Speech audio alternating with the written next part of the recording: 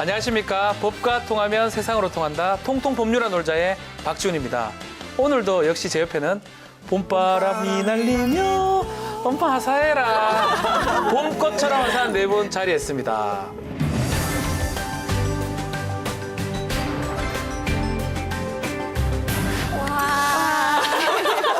캐릭터 소개 나갔고요. 혹시 어느 취준생의 지친 하루라는 제목의 동영상을 본 적 있습니까? 전 처음 들어봤는데. 되게 유명했던 이 동영상인데요. 오늘 제가 방송 준비하면서 좀 봤는데요. 취업 준비생이 면접을 마치고 여자친구랑 통화하는 장면으로부터 시작이 됩니다. 그래서 이렇게 얘기해요. 오늘 면접 잘 본 것 같다면서.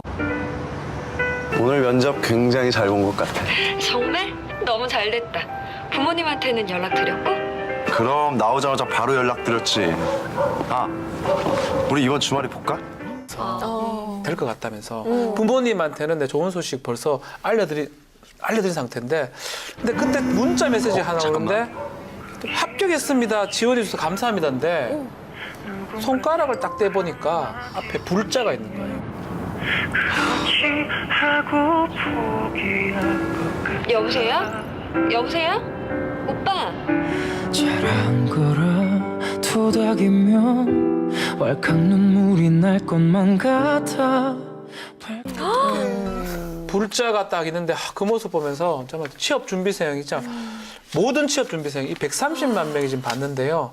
먹먹하게 한번 느낀 것 같고 130만의 취업 준비생이 공감을 불러일으켰다고 합니다.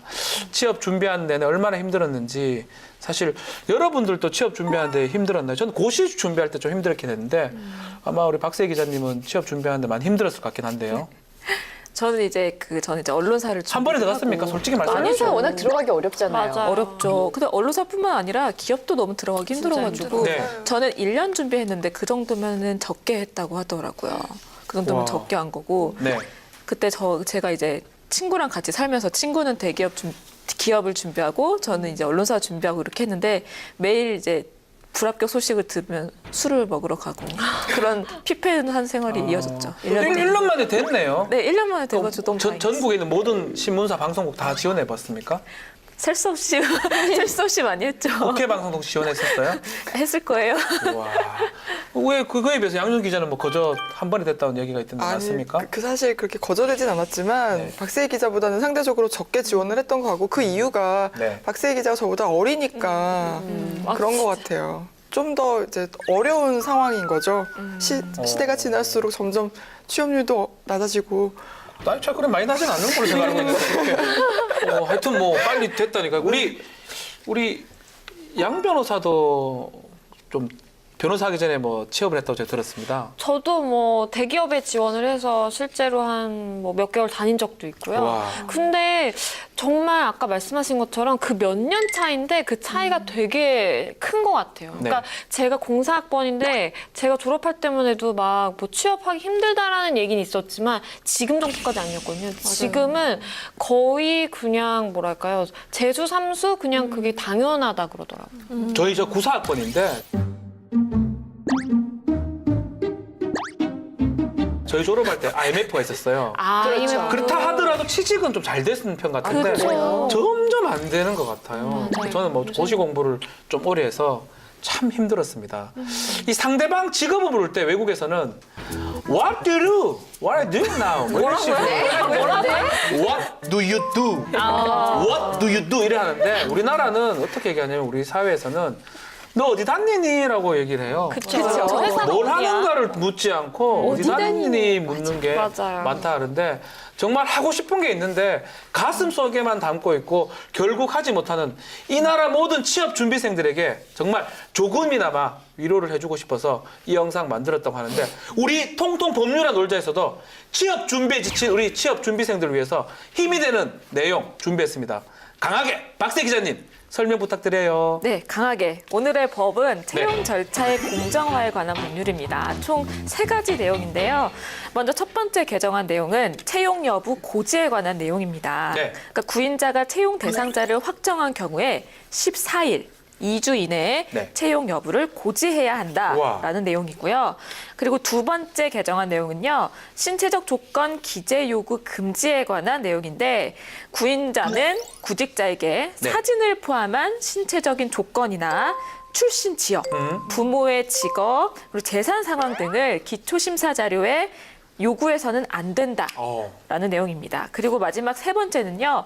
채용 강요 금지에 관한 내용인데 누구든지 장기 근속자나 정년퇴직자 등의 자녀나 친인척 등을 특별 채용하도록 하거나 이 특별 채용을 요구하는 행위를 해서는 안 된다는 내용입니다. 이 개정안은 각각 최도자 의원, 한정혜 의원, 이태규 의원이 대표 발의했고요. 위원회 심사 중에 있습니다. 이게 채용 절차 공정화에 관한 법률, 공정한 채용을 위한 법률 같은 게 보이는데요.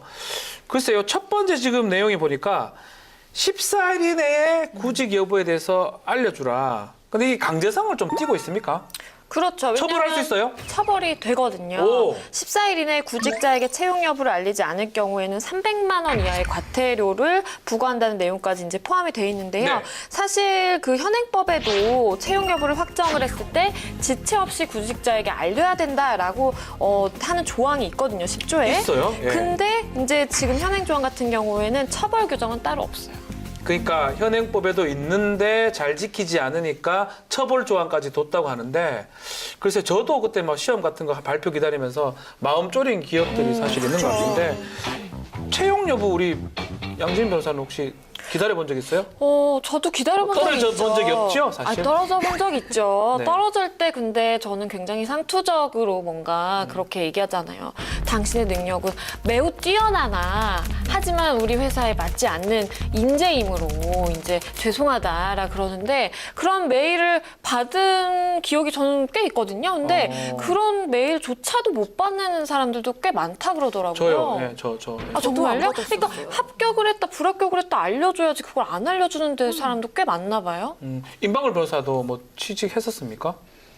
네, 근데 저는 뭐 이런 경험은 없습니다. 변호사로 바로 네. 해가지고 이 기자들 같은 경우 특히 우리 박세희 기자 같은 경우는 많이 받아봤을 것 같아요. 근데 기자도 그렇고요. 근데 네. 이제 회사마다 다른데 또 기업들 얘기 들어보면 어떤 데는 고지를 해주거든요. 네네네. 근데 안 해주는 경우도 되게 많아요. 그럼 그냥 기다리다가 시간이 어느 정도 지나면 연락이 안 오면 그럼 불합격이구나. 그냥 이렇게 하고 편안하게. 지나가죠. 맞아. 시간이 이제 해결해 주는 거죠. 연락이 안 안 오는구나. 오면? 기다리다가 연락이 안 오면 불합격이구나. 궁금해도 물어볼 수가 없는 거죠. 전화해서 내가 됐습니까? 그래서 실제로 그런 좀 이상하긴 경우도, 이상하네. 많다고 해요. 그래서 그 요새는 또 채용 형태가 워낙에 다양하잖아요. 뭐 많죠. 인턴부터 해가지고 계약직도 있고 많죠. 예, 네. 프리랜서도 있고 여러 가지가 있기 때문에 더 이제 채용 시엔 일일이 통보하지 않는 것도 있는 것 같아요.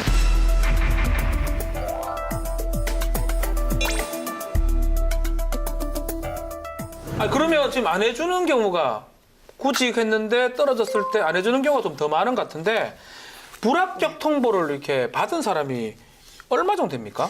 한 취업 포털 사이트에서 작년에 입사 지원한 사람 네. 약 2,578명을 상대로 설문조사를 해봤는데요. 이 중에서 한 88%가 네. 우선 불합격해본 경험이 있대요.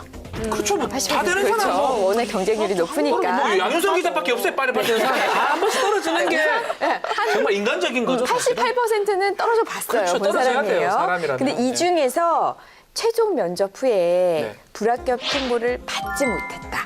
아, 라는 그 구직자가 무려 61.8%예요. 10명 중 6명. 네, 10명 중 6명은 최종 면접 후에도 내가 붙은 거야, 떨어진 거야.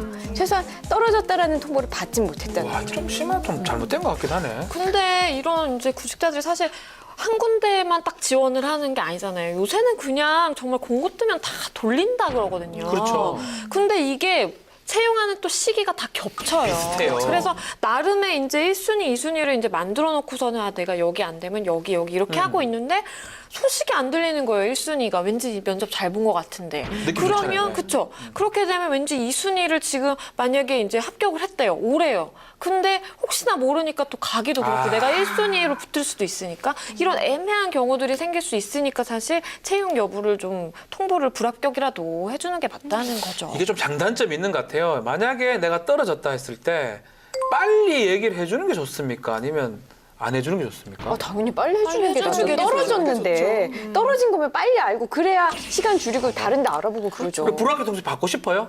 전 받고 너 싶어요. 떨어졌어 이건데 네, 전 그래도 받아야 된다. 빨리 받고 싶다. 약간 남녀 관계랑 비슷해요. 상대방이 나 싫어하면 내가 아니라고 생각하면 빨리 얘기를 남자들은 그렇지 해줘야지. 않습니다. 남자들은 끝까지의 미련이 남아 있습니다. 내가 이 여자를 얼마나 사랑하는데 이렇게 집착이 굉장히 남아 강한 있습니다. 그래요. 다른가요? 두 분도 마찬가지입니까? 빨리 받아야죠. 빨리 통보를 받고 싶다 이렇게. 그래서 지금 현행법 보니까 결국은 채용 대상자를 확정하든지 뭐 아니면 떨어지든지 확정이 되면 이제 지체 없이 알려야 되고, 근데 이제 개정안에는 14일 이내라는 명시가 돼 있는데 14일이라는 이거 내용은 또 왜 14일이죠? 2주? 이건 무슨 의미가 있을까요? 글쎄요, 좀 뭐 추정을 해보건데 네. 우선 뭐 큰 대기업 같은 경우에는 응시자가 막 수만 명 되는 경우도 있을 거 아니에요. 아. 그럼 그 사람들에게 전부 다 통보하는데 분명히 걸리는 시간이 있어서 한 14일 정도 정해놓은 게 아닌가 싶은데, 그래도 구직자 입장에서 따져보면 14일은 너무 길지 않나요? 그러면 차라리 면접할 때 얘기하면 안 되나? 아니, 또 그건 아니죠. 그럼 나갈 때 결정을 그래 차라리 해야 돼. 그냥 편하게 당신은 떨어진 것 같으니까 딴 데 알아보라고 이렇게. 그건 너무 냉정하나요? 슬프다. 그렇죠. 그거는 너무하네요. 잠시 기다리고 있으면 발표해주면. 아, 그건 근데 그렇죠. 냉정하나? 예, 그렇죠. 특히 대기업일수록 그러기는 어렵죠. 왜냐면 14일. 지원자들이 워낙 많으니까. 그렇죠. 어때 14일 정도가 맞는 것 같습니까? 저도 좀 줄이는 게 나을 것 같아요. 7일? 네, 7일. 5일? 7일, 정도? 짧으면 짧을수록 좋겠지만 네. 뭐 인터넷상으로 일괄적으로 쫙 불합격자에게 통보를 해줄 수 있는 시스템이 존재하는 뭐 대기업은 뭐 상관이 없겠지만 네. 뭐 중소기업 같은 경우에는 이게 좀 어려울 수 있거든요. 현실적으로 그런 부분을 감안하면은 좀 적정하지 않을까. 내가 좀 핑계 같은 게 저는 이런 생각이 좀 듭니다. 이게 요새 인터넷 같은 게 다 발달해 있고 공고 같은 거 하면 되면 SNS도 많이 있기 때문에 예전같이 뭐 우편을 보내야 된다든지 이러면 좀 많이 걸리는데 저는 하려고 마음먹으면 금방 할 수 있다고 생각이 들거든요.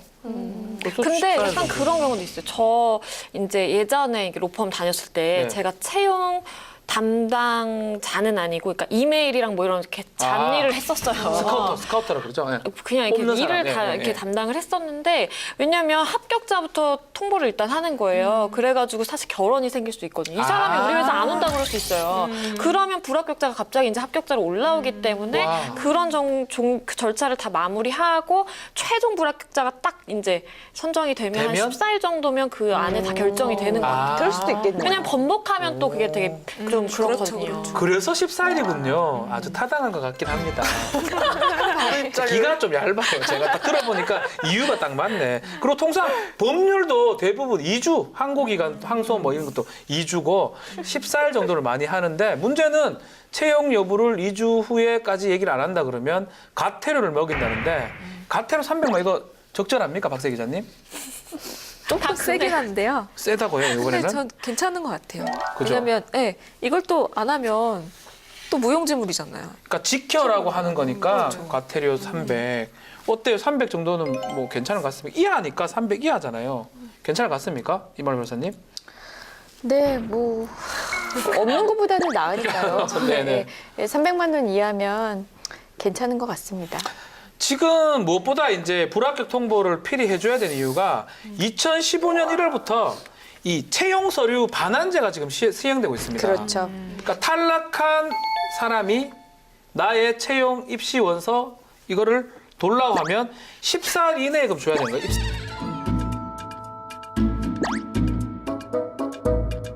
입사 원서. 놀라면 달라고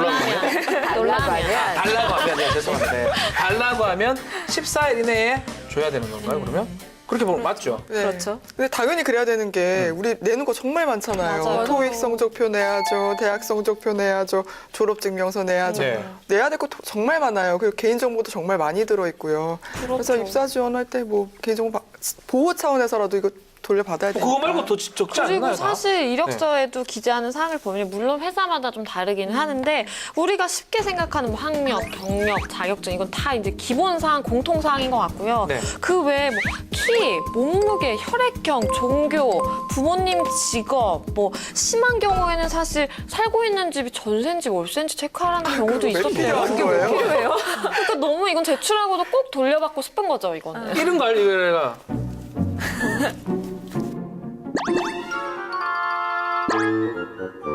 뭐 하시는 거? 멋있어.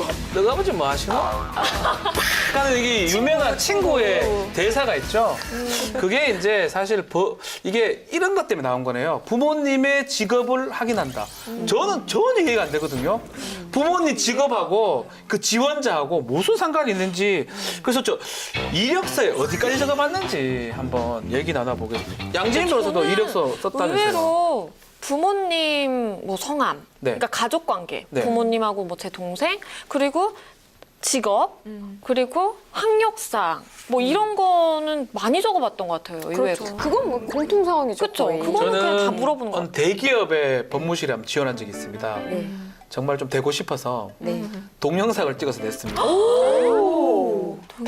탈락했어요. 너무 획기적이었나 탈락했습니다. 봐요. 예. 너무 티가 많아서. 끼가 많은 게 아니고 너무 버벅거리고 그래서 표준말을 구사를 하다 보니까 아무 안 됐습니다. 예.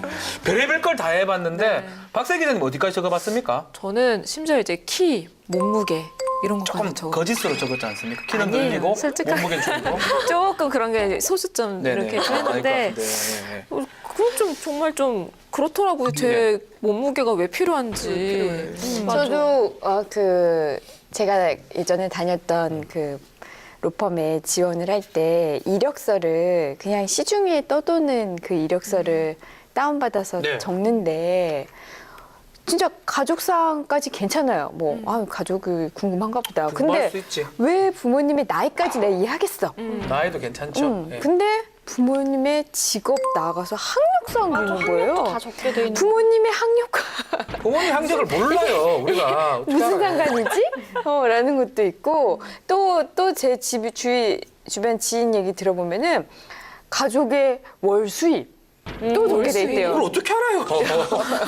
함께 근데 주거하는 그걸 길목? 되게 샅샅이 나의 모든 사생활을 다 내야 되는 거예요. 아니 근데 그거를 되게 지원해서 자원해서 쓰는 사람이 있는 게 제가 이제 그 입사 서류 같은 걸 딱 받아보잖아요. 네. 근데 이분이 이제 어쨌든 로펌을 지원을 하잖아요. 근데 나는 친척 중에 법 쪽에 이제 이런 분이 있다 이걸 알리고 싶었던 거예요. 그래서 항목에 엄마, 아빠, 동생만 이렇게 적으면 되는데 거기에 생뚱하게 갑자기 5천, 6천까지요? 이모, 이모, 중앙지법 판사 이렇게 딱 그냥 적어놨더라고요. 그러니까 그걸 알리고 싶은 사람도 좀 있나 봐요.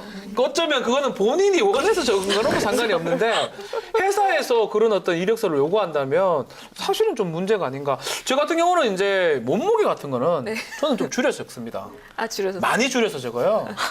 깜짝 놀라기 때문에 일반적으로.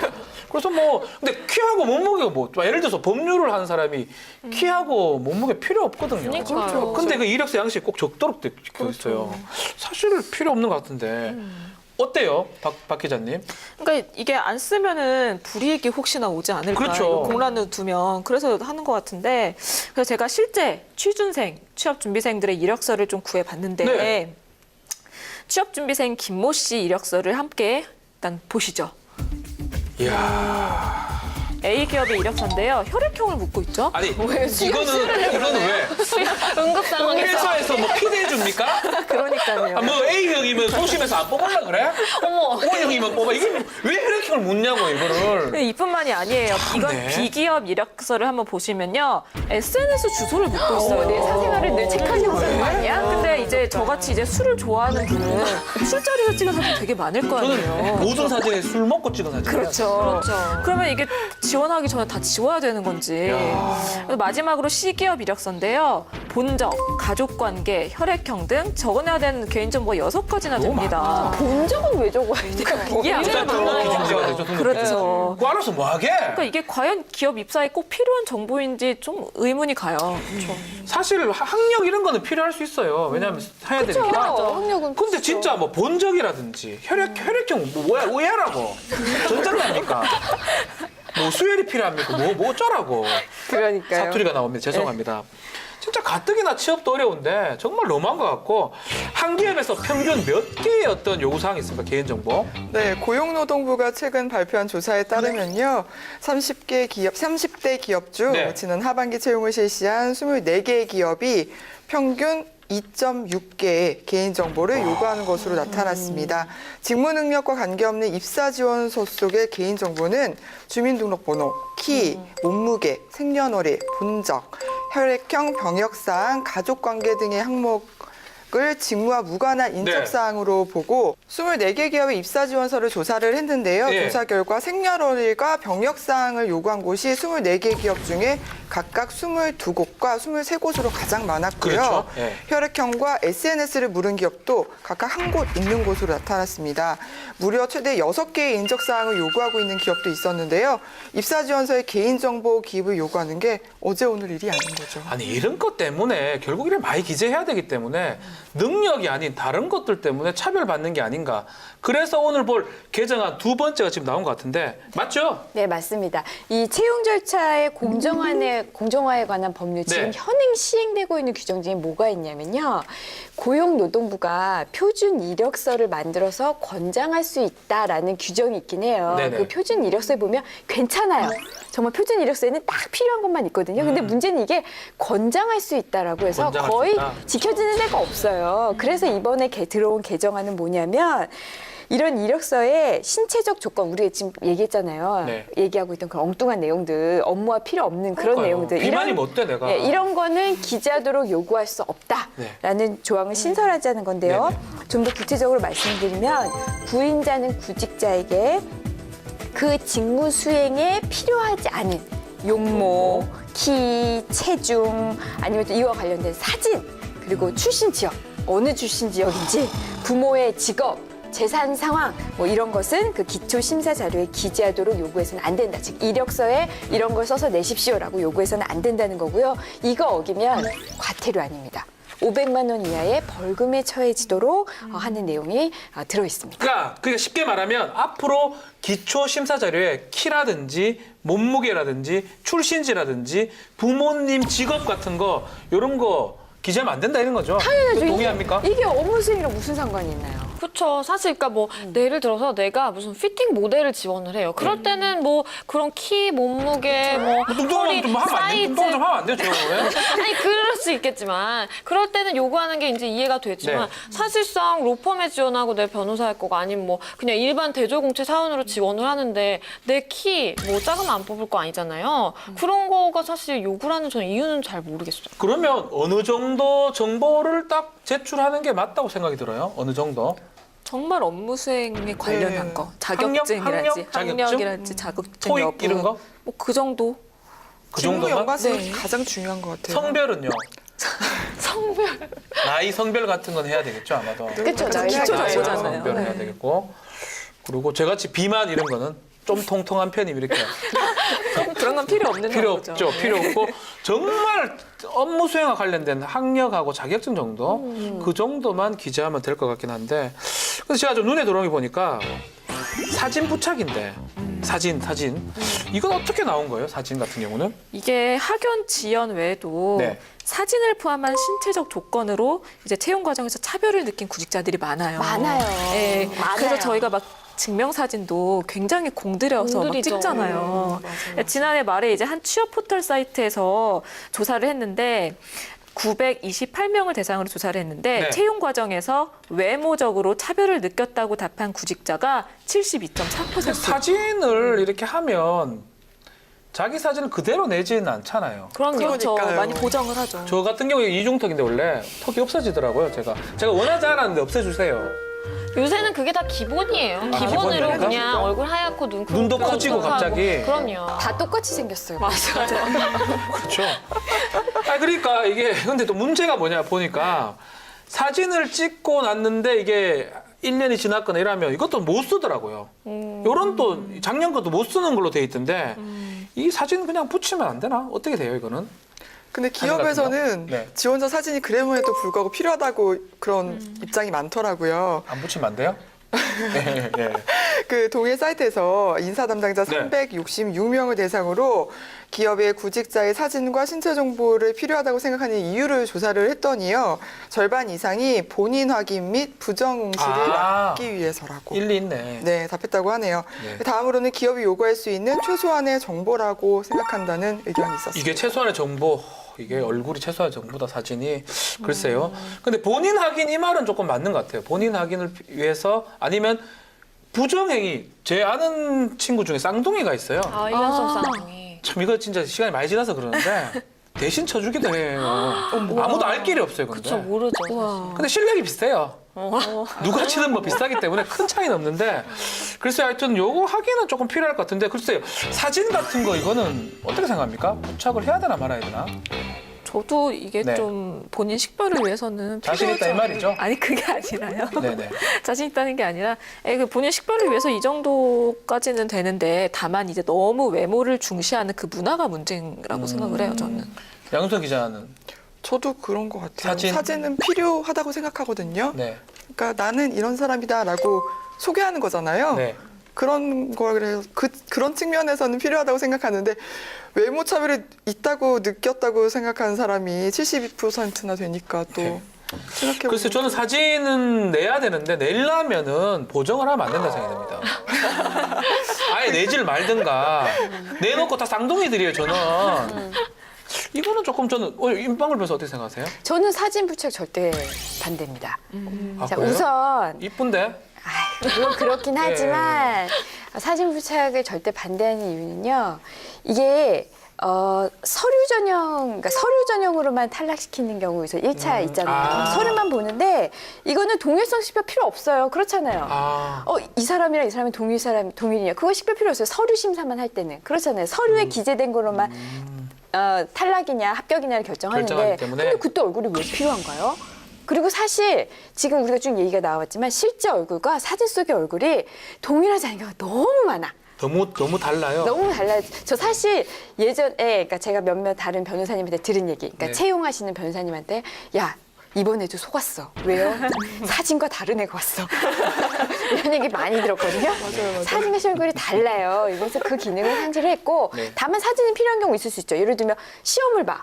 시험을 볼 때는 그때는 뭐 신분증이랑 뭐 이거랑 비교를 해야 되니까 그때는 사진이 필요할 수 있겠죠. 그거 외에는 아니면은 뭐 면접 볼 때 동일인이 봐야 되니까 그때는 이미 당사자가 직접 오니까 그건 상관없는 건데. 한 번 저 싸우는 경우 본 적 있어요. 너무 달라가지고 맞냐고 시험 응시하러 왔는데 그러니까 저는 맞다고 막 하는 거 최소한 봤어요. 예. 서류 전형에서는 사진이 들어가면 절대 안 된다. 아, 그럼 이쯤에서 외국에 밥 먹듯이 나가는 우리 양지인 변호사 어떻게 생각합니까? 밥 먹듯이 나지만 외국은 좀 어때요? 아니 사실 그 영국 같은 경우에는요 절대로 사진을 첨부하지 않게 돼 있고요. 아. 그거요. 네, 그거 미국이나 호주 같은 경우에는 사진 넣지 않는 것을 이제 권장한다고 돼 있는데 본인 확인 어떻게 해요? 그 본인 확인을? 그런데 본인 확인할 때는 신분증으로 뭐 이렇게 해서 확인을 네. 하거나 충분히 이제 가능한 부분도 있고 네네. 미국 같은 경우에는 특히 공정신용정보법이라는 이제 법령을 통해서 관리가 되고 있는 백그라운드 체크 시스템이라는 게 있대요. 네네네. 그래서 이걸 활용을 하는데 그 시스템이 뭐냐면 교육이나 뭐 나의 신용도, 범죄 기록, 그리고 이제 법원에 무슨 일이 있었으면 그 기록, 뭐 군 복무를 했는지 네. 뭐 이런 다양한 광범위한 정보들이 다 이제 그 들어있는 그런 정보 시스템이라고 보면 되거든요. 그래서 그걸 통해서 이제 그 사람에 대한 부분이 어느 정도 체크가 된다 그러고요. 사실 미국 같은 경우에는 제가 듣기로는 우리나라에서 이력서를 뭐 제출할 때 뭐 이렇게 사진을 첨부한다 이런 얘기를 듣고 굉장히 놀랐다라는 반응, 뭐 아. 충격적이다라는 반응이 바로 나올 정도로 뭐 어디를 지원할 때 사진을 첨부해서 이렇게 한다는 거를 아예 이렇게 생각을 안 돼요. 그리고 나이, 뭐 내 생년월일을 노출하는 거 그것도 아, 나이도요? 네, 나이를 모른대요. 그래서 채용을 할 때 이 사람이랑 얘기를 할 때 뭐 걔네는 원래 이렇게 존댓말도 없잖아요. 그리고 그 사람의 썰? 이러지 않아요?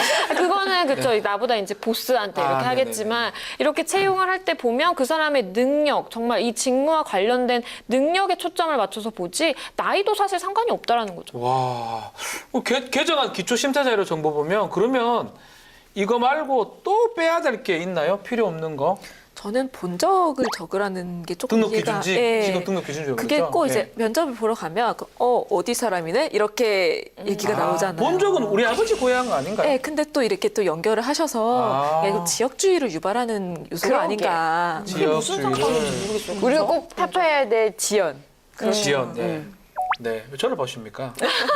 저도 본 적. 우리 지금 국회의원 여러분 많이 이제 이 방송 보고 계시는데 박세희 기자가 지금 제안한 거예요. 본 적 등록 기준이 좀 빼주세요. 그것 때문에 지역주의가 계속 성행하는 게 아닌가 그런 의견을 좀 제시했습니다. 참고 부탁드리겠습니다. 자, 우리 이 양 기자, 이 법안 만약에 통과가 되면 이게 채용 절차의 공정화가 어느 정도 이루어질 것 같습니까? 많이 좋아질 것 같아요. 네. 근데 아까 사진 같은 경우에는 기업에서는 요구를 하는 입장이었잖아요. 네. 그런 부분은 좀 이제 좀 제외를 시키고 네. 좀 조정을 하면 어떨까? 박세희 기자가 말한 본적지 같은 경우에는 또 법안에 포함을 시켜서 제외하고 네. 그렇게 좀 조정을 해나가면 어떨까? 그런 생각이 또 드네요. 양희 변호사는요? 제가 생각했을 때도 뭐 공정화가 어느 정도는 당연히 되겠죠. 어쨌든 뭐 수험생 입장에서 좀 불합리하다고 싶었던 부분들이 많이 개선이 될 테니까. 그리고 저는 많이 이제 지원해본 사람의 입장으로서 수험생 입장에서 되게 편할 수 있어요. 이력서 제출하는 게. 왜냐면 이력서 쓰려면 써야 되는 칸들이 너무 많아서 사실 좀 지치는 게 있었거든요. 근데 정말 간단하게 필요한 딱 정보만 입력을 하게 되면 굉장히 이제 좀 손쉬워지겠죠. 또 그렇기도 해요. 허위 기재하면 뭐 자기가 책임지라는데 저 그렇죠. 몸무게는 한 쏘겼었어요. 키도 올리고 전 그랬어요. 떨려요. 이거 걸리면 떨어지나? 그게 업무 수행과는 직접적인 관련이 없는 거라 좀 전 괜찮을 직업 자체가 다 거예요. 그건데. 윤박을 변호사는 어때요 이거? 글쎄요, 뭐 이력서 이런 거 안 넣으면은 구직자 입장에서는 네. 이력서 작성하는데 편하긴 하겠지만 네. 이게 채용 절차 공정화에 얼마나 역할을 할지 저는 좀 회의적이에요. 네. 왜냐하면 우리가 야 이번 채용 절차 좀 불공평하지 않아? 라고 얘기하는 거는 그 이력서에 뭘 써서 안 써서 이런 게 아니라 대부분 이렇게 지인이 전화로 청탁하거나 아니면 그냥 만나서 부탁하거나 야 이번에 내 아들이 들어가는데 좀 도와줘. 그래서 이런 걸로 해서 그래, 도와줄게 이러잖아요. 부모 백으로 합격하고 맞아요, 그러니까 맞아요. 그 맞아요. 구직자들의 실력과는 무관하게 맞아요. 그런 부탁으로 되는 경우가 많거든요. 네. 그래서 이번 채용 절차의 공정화에 관한 법률 네. 그 마지막으로 소개해드릴 그 발의된 개정안 내용을 소개해드리면요. 누구든지 채용의 공정성을 침해하는 행위를 해서는 안 된다. 너무 당연한 규정 같죠. 그러면 채용의 공정성을 침해하는 행위가 뭐냐. 아까 말씀드린 거 채용에 관해서 부당한 압력 좀 뽑아줘. 아니면 강요 아니면 뽑아줘.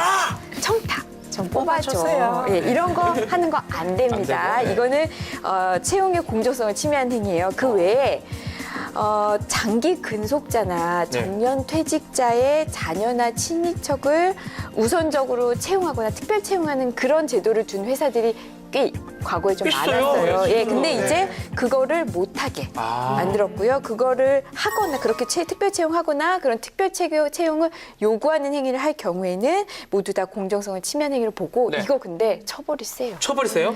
3년 이하의 징역 우와. 또는 3천만 원 이하의 벌금에 처해지게 됩니다. 박세기 씨 마음에 듭니까? 마음에 듭니다. 굉장히 마음에 들어 하시네요. 야, 앞에 두 개 개정안 또 되게 어떤 좋은 내용인데 이 마지막 이 개정안 보니까 정말 이건 강력한 것 같은데요. 박사님 어떻습니까? 정말 이게 요즘 정말 취준생들의 마음을 정말 아프게 하고 정말 분노하게 하는 거잖아요. 나와 뭐 똑같은 점수라든지 종합평가 결과 아니면 나보다 낮은 점수가 경쟁자가 있는데 백으로 먼저 이렇게 들어가 버리고 회사 들어가고 이러면 정말 억울할 것 같은데 네. 그래서 실제로 이제 온라인에서 취업 포털 업체가 취업자 473명을 대상으로 설문조사를 했는데요. 절반 이상이 부모 능력이 취업에 영향을 미친다라고 응답을 했고 그래요? 부모의 능력 중에서도 인맥이 중요하다고 응답한 사람이 63.8%였어요. 근데 저는 이제 제 아는 사람 중에 부모님의 인맥, 백으로 취업한 사람 본 적이 있는데 되게 안 좋은 회사에 취직을 한 것 같아요. 옆에서 아무도 안 부러워해요. 작은 회사라서. 본인도 좀 창피스러워하고 또 그런 경우도 있는데 혹시 주위에 취업 청탁이나 이것 때문에 들어갔던 사람 본 적 있습니까? 취업 청탁 받아서? 저는 봤었어요.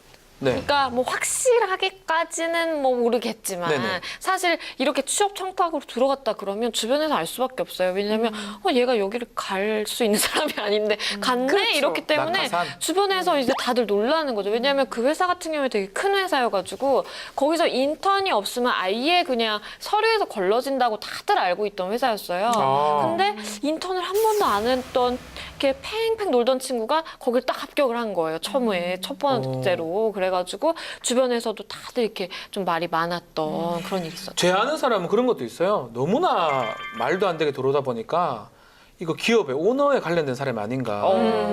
그래 그 사람을 되게 다들 조심해하고 주의를 했다는데 알고 보니까 막 몇 달이 건너서 돌았더라고요. 그런 경우도 있긴 한데 실제로 신문사 이런 데도 좀 인맥에 들어오는 경우 있나요?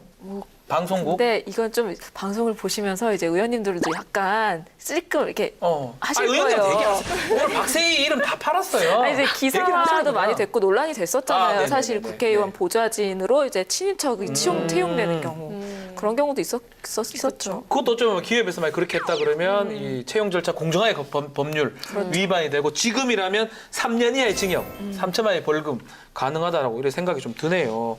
글쎄요, 지금 양수 기자님 이런 취업 청탁 같은 경우 진짜 얼만큼 이제 많이 일어나는 거예요? 취업 네. 청탁 같은 게? 취업포털 설문조사 결과에 따르면요. 인사 담당자 10명 중 7명이 인사청탁을 받아본 적이 있다고 답을 했답니다. 너무 많네요. 많다. 네, 내부 많다. 직원, 거래처, 친척, 친구, 학교, 선후배 순으로 부탁하는 네. 사람이 많았다고 하는데요. 이게 청탁으로 끝나면 좋겠는데 청탁을 받은 담당자 60%가 청탁을 들어줬다고 합니다. 그리고 그 담당자가 청탁을 받은 대가로 37.5%가 식사, 금전, 선물 등의 접대도 받았다고 합니다. 야, 지금 우리가 이른바 김영란법 부정청탁 방지법이 시행 중인데 부정청탁 자체를 못하도록 돼 있는데 이 법 시행 후에도 지금 이게 좀 계속 일어나고 줄어들지 않았습니까? 어때요? 예, 실제로 좀 줄어들지 않았을까 하고 봤는데요. 청탁은 17.4%나 되더라고요. 김영란법 시행 이후에도. 뭐 아직까지 존재하고 있네요. 네네. 그러니까 이런 부탁 받으면 안 돼. 너 조카는 실력이 없는 것 같아. 안 돼. 이렇게 얘기하면 안 되나요? 전 끊어줄 수 없나? 그러게요. 그게 네. 거절하기 어려운 사람이 부탁하면 좀 힘들죠. 이 조사를 해봤더니 예. 좀 도와줘라고 청탁했던 사람의 사회적 지위가 본인보다 높았습니까, 낮았습니까 하고 물어봤더니 청탁자, 부탁한 사람의 사회적 지위가 나보다 높았다라고 대답한 비율이 한 45%였어요. 근데 낮다고 대답한 비율은 한 13.6% 정도니까 한 3배 정도 차이가 높은 났죠. 사람이 그러니까 대부분 시키네요. 그러니까 자기보다 지위가 높은 사람이 부탁을 하니까 뭐 예를 들면 월등하게 떨어지는 사람을 좀 합격시켜달라고 하면 그나마 어떻게 부탁을 해보겠는데 그렇죠. 대부분은 또 실력이 또 비등비등할 거란 말이에요. 그러면 내가 이 사람을 뽑으나 이 사람을 뽑으나 나에겐 별 상관이 없어요. 내가 이 사람을 뽑아도 A를 뽑아도 크게 이상하지 않고 B를 뽑아도 크게 이상하지 않은 상황에서 나보다 위에 있는 사람이 부탁을 해요. A 뽑아줘. 뽑아줄게요. A 뽑아줘. 네, 그러면 뽑아줄게요. 이래 되는데. 내가 굳이 A를 뽑았다고 큰 문제가 되지 않는데 그럼 그냥 A를 뽑아주면 B는 제대로 어떻게 경쟁도 못 해보고 그냥 탈락하게 되는 거죠. 이야. 그래서 이제 취준생들 사이에서는 이런 얘기도 있어요. 제일 취업에 빠른 길은 다시 태어나. 다시 태어나서 좋은 부모 만나서 다시 태어나는 거. 윤회를 해야 됩니까? 이게? 그런 얘기까지 돌고 있다고 합니다. 그러니까 지금 상황에서 취업 불가능하다는 거네요. 어렵다, 이런 이거죠. 취업 청탁 같은 게 있기 때문에 취업 청탁뿐만 아니라 또 안 좋은 게 또 있습니다. 이게 고용 세습이라 그러는데 이 만약에 장기 근속자나 정기 퇴직자, 장기 정년 퇴직자 이 자녀나 친인척을 우선 특별하게 고용하는 경우 이런 고용 세습이라 그러는데 이거 어떻습니까? 조선시대도 아니고 이런 제가 한 게 아니에요. 제가 그렇게 하자는 게 아니고 이거 말이 안 하는 돼요. 회사들이 있어요. 저는 뭐 대기업에서 설마 이런 게 많이 있을까라고 생각을 했는데 또 떠올려 보니까 대기업에서 실제로 많이 있더라고요. 과거에 많았어요. 네. 맞아요. 아버지가 계시는데 네. 아들이 또 이제 신규 채용돼서 들어와서 아버지와 아들이 같이 회사를 다니는. 이제 그게 그런 거였죠. 장기간 회사에서 근무를 한 거를 어떤 하나의 그러니까 어떤 공로를 쳐준 거예요. 그러니까 이 공로에 대한 보상으로 당신의 자녀가 우리 회사에 들어온다고 하면은 우리가 우선적으로 채용해주겠다. 이런 게 이제 과거에 많이 있어 왔죠. 근데 이제 회사 중에 전 또 이렇게 생각해요. 회사 중에 좀 남들이 가기 싫어하는 회사도 있잖아요. 네. 간장 공장 공장장. 그런 데는 이런 제도가 별로 없을 것 아니 같아요. 그러니까 일본에 보면 일본에 이렇게 이 대를 이어서 장인 집안들 있잖아요. 네. 그런 뭐를 만드는 그런 데는 조금 필요하지 않나. 그 회사에 막 안 들어올 사람이 있기 때문에 이 뭐 아들이라든지 장기 근속자의 자녀를 채용하는 거 이 정도는 괜찮지 않느냐 생각 쪽이 들긴 한데요. 어떻습니까? 그 작년 3월에 네. 100인 이상의 사업장 2,769곳의 예. 단체 협약 실태를 조사를 했는데요. 700곳 가까이가 단체 협약에 고용세습 조항이 있는 것으로 확인이 됐습니다. 네. 많네요. 네, 많이 됐죠. 맞네요. 고용노동부에서 시정명령 또는 자율 개선 조치를 취했는데 지난 1월 말까지 고용세습 조항을 삭제하지 않은 경우가 46.3%인 300여 곳에 집계가 됐습니다. 그러니까 이게 그 대기업에서 예를 들어서 이렇게 막 대기업의 이사의 아들을 그냥 채용된다. 이거는 조금 문제지만 조금 작은 기업, 소기업, 중소기업에서는 약간의 이런 게 있어야 되지 않겠나 저 생각입니다. 그러니까 3기업종 있잖아요. 특히 아주 어려운 일 있잖아요. 그거는 굳이 이런 조항을 두지 않아도 지원하면 바로 될 아무도 것 안 같아요. 하는 사람 있잖아. 아니 그러니까요. 그렇게 무서운 말씀하신 직업 대로 있어요. 이게 아니, 그러니까 옥상에서 이게 막 닦고 이런 거 누가 합니까? 말씀하신 그런 직업은 극한 직업들. 아무도 지원 안 할 테니까 자녀분이 지원하면 무조건 되겠죠. 왜냐면 이런 조항은 대부분 인기 있는 직업, 인기 있는 직장에서 문제죠. 그러니까 문제가 되는 참 거죠. 똑똑하네요. 예. 자녀를 뽑고 싶어요. 똑똑합니다. 그러면 이렇게 고용 세습하면 현행법 어떻게 처벌됩니까? 박세 기자님? 현행법에 처벌이 있어요. 네. 현행법은 이제 고용세습 조항에 대한 시정 명령을 이행하지 않은 사업장에 최고 500만 원의 벌금형을 내릴 수 있는데 500만 원의 벌금형 좀 솜방망이 처벌이 아닌가 이렇게 생각이 돼서 이 효과를 솔직히 기대할 수 없는 게 지금 현재 실정이고요. 네. 그래서 이렇게 좀 강력한 강제성을 개정안. 띈 조항이 나온 거죠. 근데 박세 기자님 이렇게 3년 이렇게 올라가면 그래서 신나하는 것 같아요. 지금 3년에 3천만 원 정도니까 적당해 보입니까? 네. 이거 막을 수 있다 생각이 좀 네. 드는데 글쎄요. 처벌을 이렇게 매긴다는 게 사실은 이 형벌은 최소한 개입을 해야 되는데 형벌이 개입된다는 게 또 문제가 되긴 한데 어떻게 생각해요? 어쩔 수 없지 않을까요? 이제 벌금 500만 원을 했더니 별로 지켜지는 게 안 없다 지켜진다. 이거잖아요. 네. 이거는 아마 이제 회사와 이 노조 간의 어떤 단체 협약 이 체결 과정에서 회사는 분명히 얘기를 했을 것 같아요. 그래요, 네. 예, 이거 지금 법에서 금지하고 있고 벌금 500만 원 이하의 벌금에 처해진다. 그래도 노조에서는 강하게 요구를 하니까 그 500만 원 이하의 벌금 회사가 좀 감수해라. 이러면서 그 단체 협약 개정이 어려웠을 것이라고 저는 예상을 하거든요. 근데 만약에 형이 이렇게 올라간다면 이게 좀 개정될 여지가 훨씬 더 많겠죠. 그러면 우리 양지민 변호사님 대표 변호사님 그러니까 청탁이 들어오는 거예요. 그러니까 뭐 변호사 뽑는 게 아니고 예를 네. 들어서 뭐 직원 자리에 제가 만약에 친구라든지 부탁을 한다. 어떻게 할 것 같아요? 저야 청탁을 받아서 뭐 그렇게 들어줄 이유가 있을까 싶은데요, 저는. 왜냐하면 사실 제가 아까도 말씀드렸잖아요. 뭐 인턴이나 이런 거 이렇게 채용 담당자 이름으로 제가 딱 올라와 있으니까 네.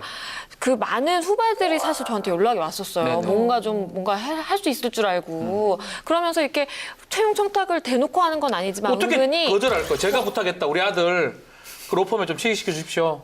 저야 뭐 권한이 없으니까요, 뭐 이렇게 그렇게 하고 거절할 거예요? 넘어가야죠. 네가 이렇게 대표잖아.